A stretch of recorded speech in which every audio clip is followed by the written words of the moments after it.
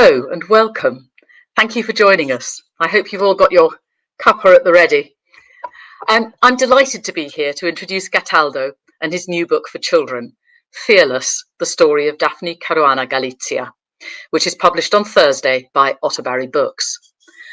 The book is about the life of his friend, the indeed fearless journalist, who was murdered almost exactly 3 years ago as she was shining a light on some very questionable dealings by members of the Maltese government and business elite.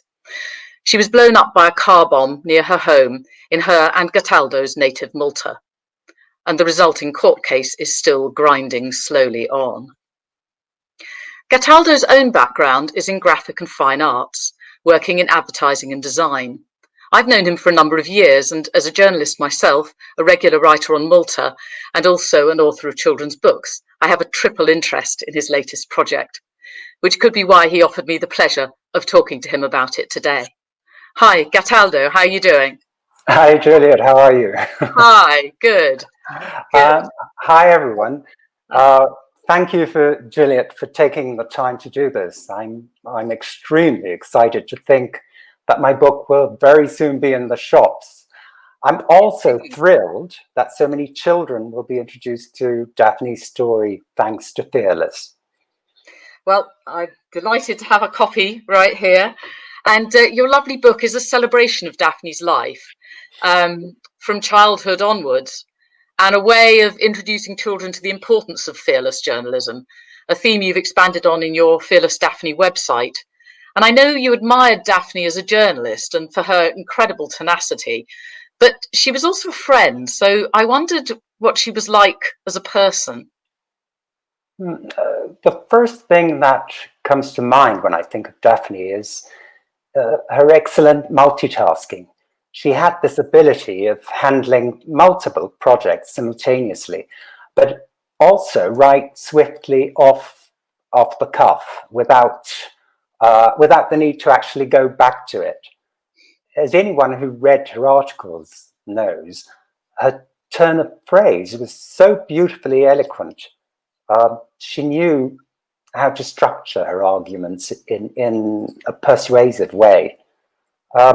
Others knew this, of course, but people who actually met her in person knew how lovely she was. Confident smile, a pleasant manner. She knew when to listen, and she'd always ask after your family or your partner.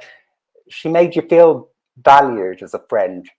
The way Daphne spoke of her sons also and her husband, you'd immediately catch on. There was real love and respect. Yeah, she was a real family person, wasn't she? But I mean, so what made you want to write about her in this particular way and for children? So why this particular book? What made you do that? What made you think of doing that, this book? Well, the book was a lifeline. I was grieving. I was in a rut emotionally. Two important women in my life had just died. My mother a few months before. I'm not religious, so I don't believe in an afterlife. I was left with their memories. They're strong things, memories, but I needed to wade through the mess. A children's book is probably the most effective way of simplifying things, of taking what's most important, whittling down this enormous amount of mess to what is essential. It gave me a great opportunity to understand what my friendship with Daphne meant, and this friendship was on several levels. She represented what represents for me my own personal search for the meaning of our short time on this planet. Well, that's a pretty dramatic thing to say for a friend, so that can't be bad. So how difficult was it, or how easy, to actually write her story for children? Well, no, that it was not. It was, shall we say, a steep learning curve for me. I have nephews and nieces, but my experience of children is limited to that. Whenever we go to my sisters or my brothers with my husband Mike, he's the one that the children run to. He's got away with them, whereas I suppose I'm the boring uncle for them. I have, however, always insisted on giving them books as presents, books that are fun, but also that challenge them in a way. In a way, I think I can communicate better with children through words and pictures on a page. I'd like to think of the highlights of the book, such as when I had Daphne's entire family over for tea and cakes to show them the first draft of the book. Her sisters, her niece, Peter, her husband, even her mum and dad, and I was so nervous. My niece Suzanne was serving tea, and they were huddled around the one copy of my book. I was trying to fathom what they were experiencing, reliving the loved one's life through the simplified, childish words I'd written. I wasn't sure if the tears I could easily spot were ones of hurt or some other emotion. I couldn't bear the idea that I might have hurt them with my book. They actually loved it. They were so appreciative. That was the best part of writing Daphne's story. Even if no one were to buy the book, even if no one were to get it, that would have been enough for me. That's lovely, isn't it? It must matter to you enormously that they were happy with it. Yeah. You say that you like to give the kids books that challenge them. Well, this one will, I think. And I mean, some of the issues around it, political corruption, crime, murder, are perhaps not the easiest of issues to deal with in a book for primary school age children. You actually chose to slightly gloss over the murder in the main body of the book, although obviously it's there in the afterword, so that there's some sort of choice about the extent to which children are exposed to that. How did you decide how to handle these issues? Well, that's very true. I did at the start give that event a lot of thought. I wasn't sure whether leaving it out would be like denying that it ever happened. It did, and it's vital that we come to terms with it and fight for justice for Daphne. The more I thought about it, the aim of the book was to celebrate her life and work. It was to inspire children, people. I thought, in view of this, the conclusion of the book had to be about her legacy. Children's perception of good and bad is rather a black and white one. They do understand evil, they understand fairness, and they can also feel empathy. Those are the things that I, as a writer, have to grip onto. It's difficult to explain, say, dirty money or corruption within government, but they do understand what an 8-headed hydra is, and it's a monster, it's bad, and that we need to fight it. They can see it represents evil. The tools at your disposal as a children's writer are those, you know. And you talk about the family liking the book. I mean, you know Daphne's sons fairly well. How have they? I mean, a couple of them are actually journalists, so they've been to some extent continuing her work. But I wondered how you feel they've responded to their mother's murder. I mean, apart from the obvious fact that it's deeply traumatic. Well, Matthew, Paul, and Andrew are understandably going through hell. So I really admire the positive drive to see that Daphne's legacy lives on. Like in the book where it talks about Daphne and Peter bringing up their sons to have inquiring minds and always fight injustice. They were certainly successful in that. All three of the boys are soft-spoken, but so determined to see the mother's job through. It can't be easy. Her whole family are strong like that. Her sisters, they're just wonderful as well. And her mum and dad, so stoic. Well, it's good to see them keeping it all going, isn't it? So what do you hope most to achieve with this book? Actually, let me ask you something else first. There's a lot of fake news around at the moment. There's a lot of dodgy journalism. There's a lot of conspiracy theories. There's all sorts of stuff going on in the press that not necessarily the press is fault, but in some cases not. But how do you hope that the book might be able to help, that schools can do something to encourage children to be able to separate the real facts from the fake facts, if you like, the facts masquerading, the fiction masquerading as fact? I suppose each generation has its monsters under the bed. Our children have to deal with the culture of obfuscation we've left for them. I mean, only a few decades ago, we used to ridicule those on the fringe of society who believed that the moon landing was staged, say. The opportunities for education have multiplied, and yet the number of gullibles, as I call them, has increased.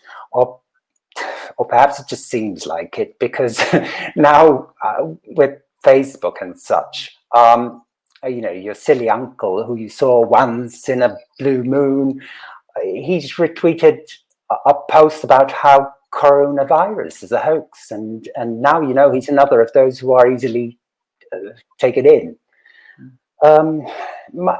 My advice to schools would be to introduce an element of journalism into the curriculum, and also present science perhaps in a better light. Science is never sure of itself. It's always asking questions, as does journalism, after all. I believe some schools have already introduced some measure of media literacy into their curriculum. If we understand how journalism works, we'll also be able to be more critical of bad journalism, for that matter. We could question information more. Yes, we all need to be able to know how to read things, don't we? To be able to read critically and think about whether someone's coming from an angle or not. It's a really important skill, I think, in the modern world, and especially with so much more on the internet. So what are you hoping, to go back to what I was asking, what are you hoping most to achieve with this book? Well, my hope is that I sell a great deal of books. No. Not to people who already know her or of her. Daphne's real story needs to be out there. During her lifetime, there was already a great big propaganda machine spinning a fabricated story. The Witch of Bithynia, they called her. I want people to know her how I knew her. Above all, I want children to look up to her, to what she achieved, not as a god on a pedestal sort of thing, but as a normal human being who believed in doing the right thing.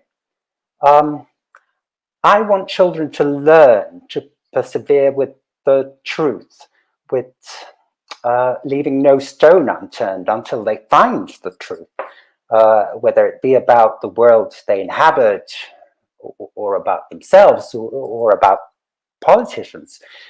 We need journalists, we need politicians, we need scientists, writers, and creatives who do things with passion, because they truly believe in them, not for vanity or because it brings them likes, but for the love of truth.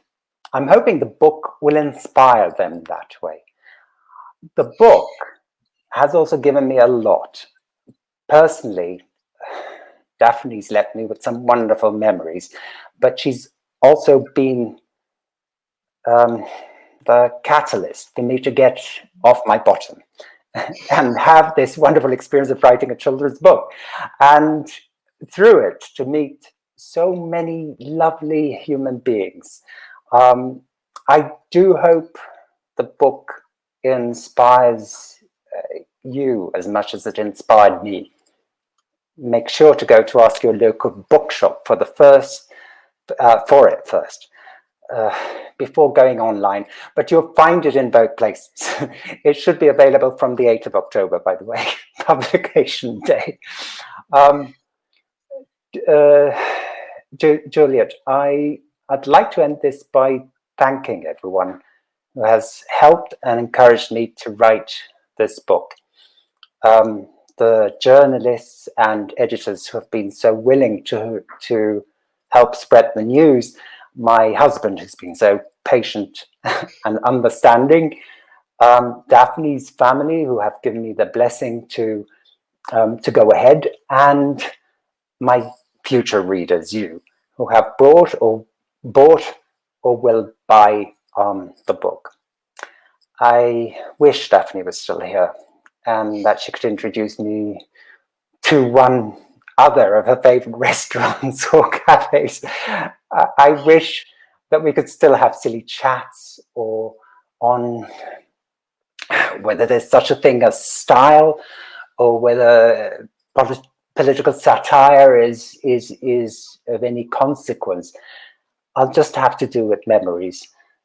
But hell, there are some very special ones. Well, that's lovely. And I think anything that promotes an understanding of and a mission towards truth has got to be a very important thing right now, hasn't it? It's certainly something that we all need. So thank you very much for talking to us about this. I've greatly enjoyed hearing more about it. And we are going to finish with a little video that Gattaldo made to introduce Daphne and the book to children.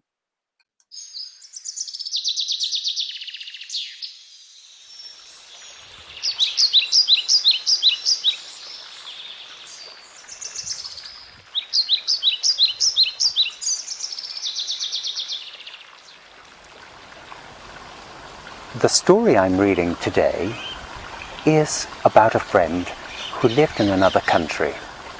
A country where it rains a bit less. A country which is also surrounded by the sea because it's an island.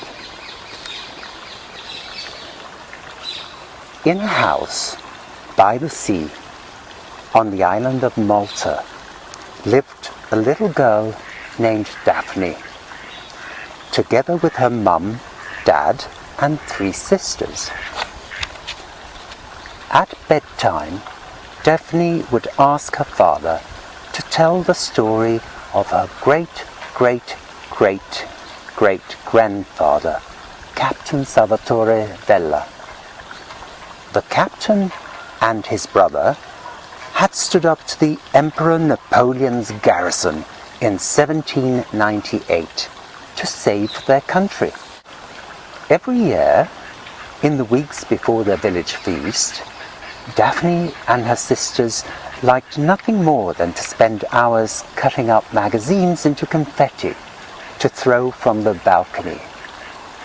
Daphne loved these colourful magazines and the stories they told.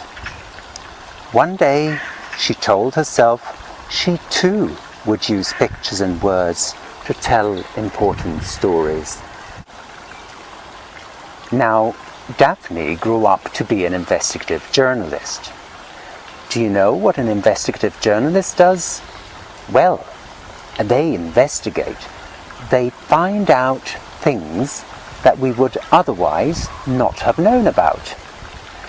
They are a source of information, and information is very important for us. If somebody was stealing your lunch money or your sweets, wouldn't you like to catch the scoundrel? Well, journalists are a bit like detectives.